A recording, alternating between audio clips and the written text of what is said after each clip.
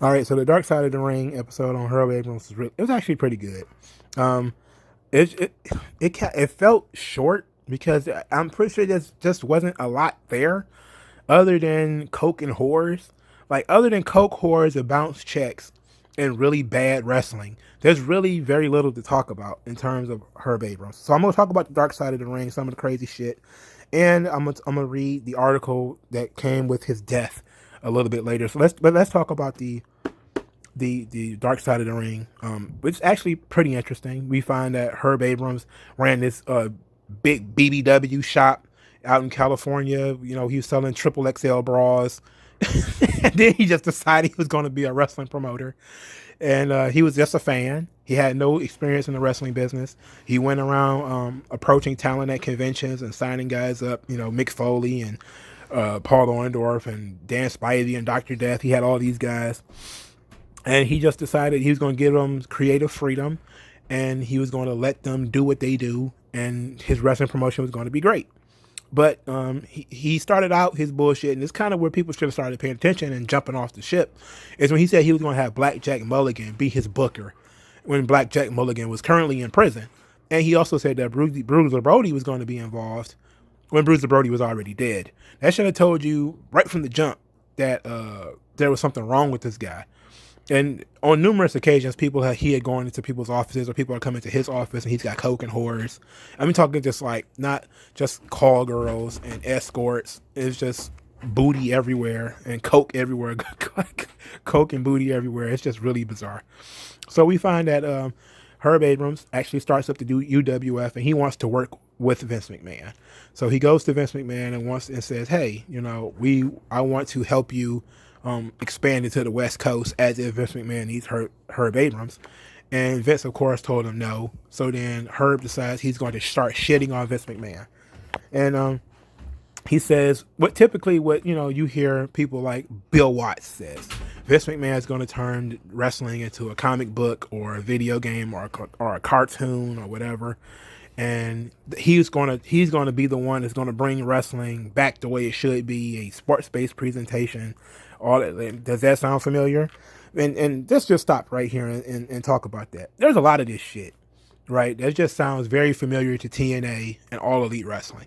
The giving the promoters or giving the wrestlers quote unquote creative freedom, and it almost always turns to shit, by the way, because wrestlers don't know shit about promotions. They just know how to wrestle. Sometimes most of them don't know shit about some. Obviously, the ones who worked in the back and have extensive experience, they know about promoting and all that type of stuff. But at the end of the day, most of them are just wrestlers. They're just athletes, man. It's like the quarterback is not going to be the best coach. All right, just because a guy is a good quarterback doesn't make him a great coach. Sometimes a wrestler can be a good coach and they go on to be good coaches. But most of the players on the team have no interest in being the fucking coach and would not be good at it if you made them do it. So you should have somebody at least who knows what the fuck they're doing. So this concept of creative freedom, quote unquote, which is basically just anarchy, and especially in something that needs to be as controlled and as structured as wrestling, because if it's anarchy, then it turns into absolute shit. Okay, but this is what he wanted to do to make himself different from the WWF, and he had the money to do it. Apparently, who knows where the hell he got the money from? Outside of his BBW shop, they say he was also in the stock market. He did some other things, but I think he was probably into some real illegal shit too. But they didn't go into that. So he was obsessed with dominating wrestling after Vince McMahon spurned him, and the UWF was born. And the only thing about the UWF that I really thought was interesting, there was two things.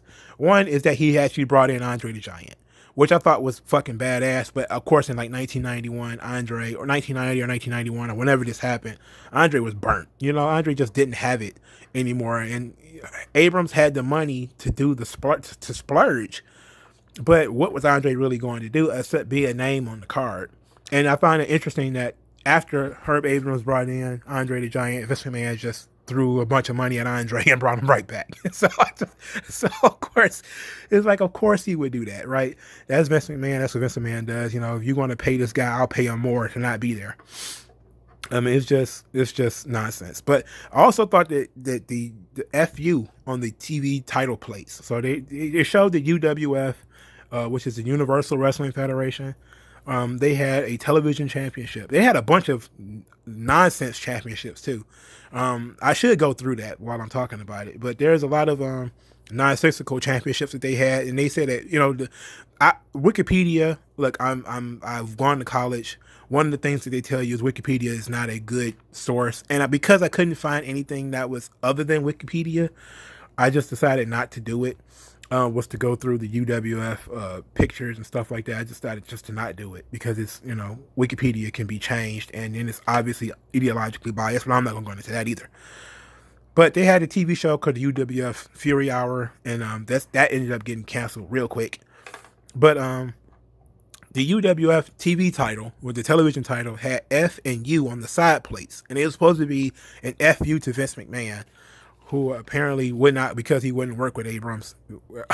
Abrams said, "Fuck him." So they did all these pay-per-views, which lost a ton of money, which it's absolutely crazy that this guy has so much money to spend. But of course, he had two pay-per-views, I think, which one was called Beach Brawl, the other one was called, which is a financial failure.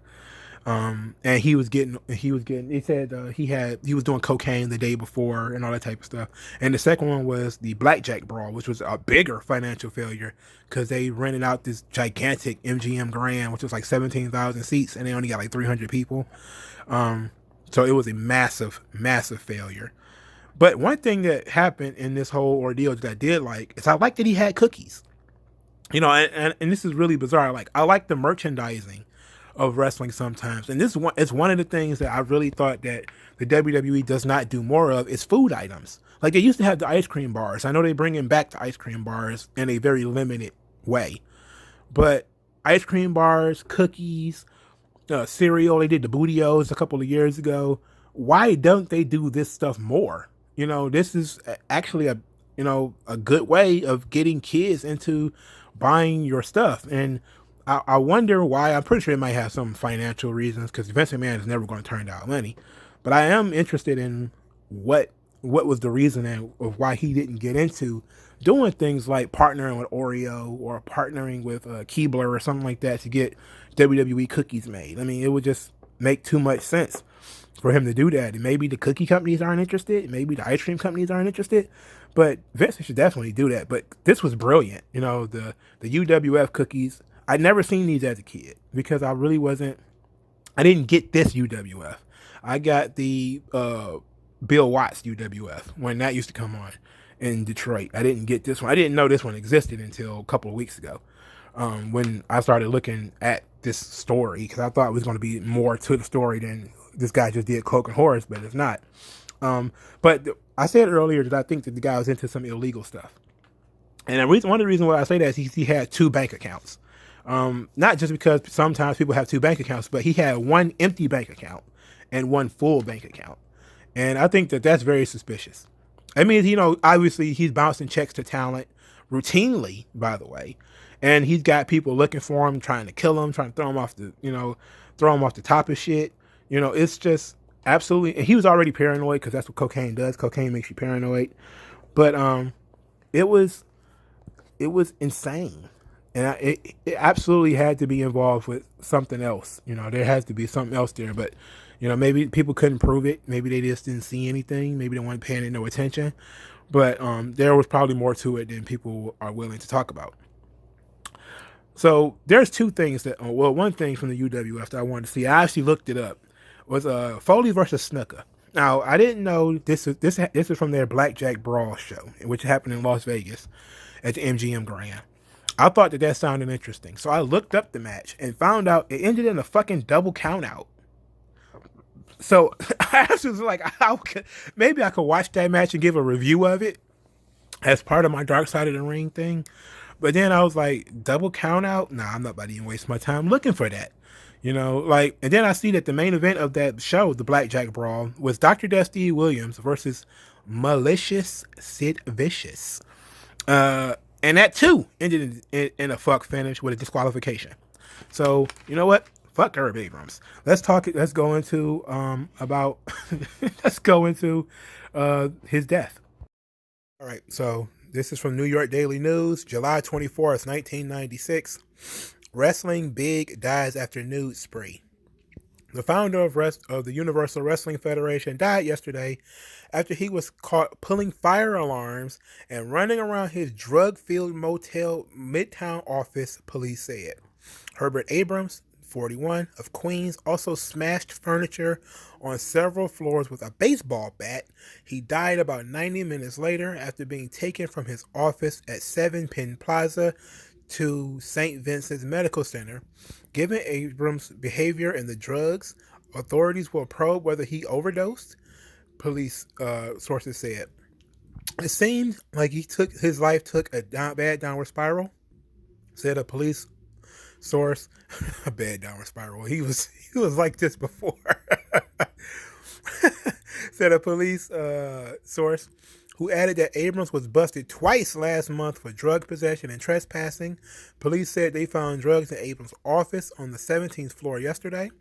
It was, I hate when they don't just say, put the dates. Like, you have to write for posterity. So you said 17th floor yesterday. Yesterday would be the 23rd of July, 1996. But it was the second time this year that drugs had been discovered there. According to investigators, cops found cocaine there in April when they went to arrest Abrams from allegedly holding a woman hostage and robbing her.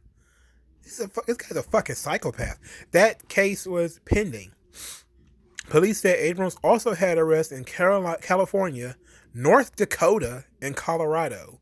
Cops rushed to his office at about 6 a.m. Yesterday, after getting a call about an emotionally disturbed person. When they arrived, they found a naked Abrams. Got him. You heard about an emotionally disturbed person. I guess you found him. Besides the narcotics, police said they also found a woman's purse. An autopsy is scheduled for today, the 24th, I guess. Abrams, president and chief executive of California-based UWF, started his federation in 1989, saying it would bring the sport back to basics. He criticized the glitz of such larger groups as the World Wrestling Federation and Turner Broadcasting System's World Championship Wrestling. They are, the WWF, trying to turn wrestling into a comic book. Abrams said in 1991, "We're the diamonds of wrestling, where they are the zirconiums." Jesus. But Jesus. The balls on this guy. God, he like a mob figure. But the UWF never caught on, showing its late night matches on MSG, Sports Channel America, Cable Video Store, and Cable's Vision Systems Corp. The UWF failed to return messages left on its answering machine yesterday. So the company was still in existence when he died. That's nuts. That's absolutely crazy. Herb Abrams is a maniac, though. Like, he's absolutely. I mean, if you're gonna go out, coke and horrors might be the best way to do it. You know, coke and white bitches. I mean, why not? That's the story of Herb Abrams, man. I mean, this guy is. What can you say really about a guy who loved coke and horrors so much that he had coke and horrors when people met him? He had coke and horrors. That's just the story, man. Coke and horrors, man. Okay. And so there you have it. Herb Abrams had a heart attack at 41 years old. That's what happens if you have a lifetime of cocaine abuse. And he was chasing whores around with baseball bats. I mean, he's an insane person. He's an absolutely insane person. But this was fun. You know, it would probably make a decent movie. Not. I think that the Dino Bravo movie, The Joint, would be a great movie. But this might be an interesting movie too. But it'd be more like one of those Wolf of Wall Street comedies where it's just like idiots doing idiot shit, and everybody else around them looking like they're just like they're the smart guys in the room, and the guy who's supposed to be smart, the rich guy, is like a fucking moron. It'd probably play like Paul Giamatti or something. That might actually be worth seeing if Paul Giamatti is willing to do the film. But it was actually it was good for people who might not know about UWF like me and have no interest in knowing about it. Because apparently they didn't do anything good. I mean, if there was something good, I would actually go back and watch it. But I didn't see anything good when I looked at the Wikipedia, and they had a decent talent roster, but that was about it. And he spent up a lot of money. He paid guys well, apparently, when he did pay them. And that was about it. So what did you guys think of this video? What did you guys think of the episode of Dark Side of the Ring? Let me know in the comment section. Like this video, share, and subscribe, and I'll talk to you guys later.